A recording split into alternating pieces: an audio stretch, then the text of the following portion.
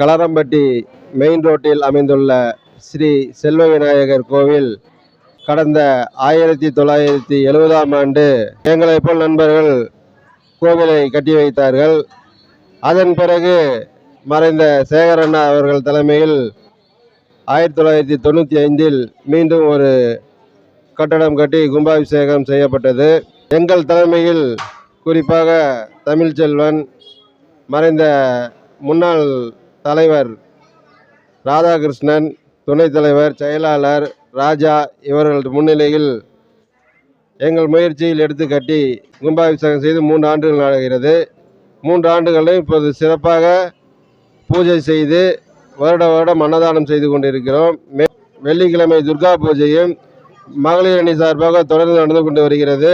கோவிலில் அமைந்துள்ள சுவனேஸ்வரருக்கு சிவராத்திரி மற்றும் பிரதோஷ நாட்களில் மகளிர் குழுவினர் சிறப்பாக பூஜை செய்து கொண்டு வருகிறார்கள்.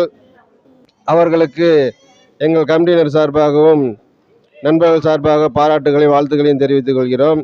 இது நாங்கள் கோயில் கட்டி மூணு ஆண்டு ஆகுது. கும்பாபிஷேகம் செய்து 3வது வருஷமாக நடத்திக்கிட்டு இருக்கோம். இதுக்கு முன்னே எங்களுக்கு முன்னாடி இருந்தவங்க 1970இல் கோயில் ஆரம்பித்தாங்க. அதுக்கப்புறம் 1995இல் எங்களுக்கு முன்னவர்கள் அவங்க கட்டி அவங்க ஒரு கும்பாபிஷேகம் பண்ணாங்க. இப்போ எங்கள் கமிட்டி சார்பாக 3 வருஷத்துக்கு முன்னால் கும்பாபிஷேகம் செய்து இப்போ சிறப்பு பூஜை எங்கள் கமிட்டி சார்பாக நடத்தி வந்துக்கிட்டு இருக்கிறோம். அன்னதானம் சுமார் ஒரு 500 பேருக்கு வழங்கியிருக்கோம் இன்றைக்கி. இது இன்னும் 2 நாளைக்கு தொடரும்.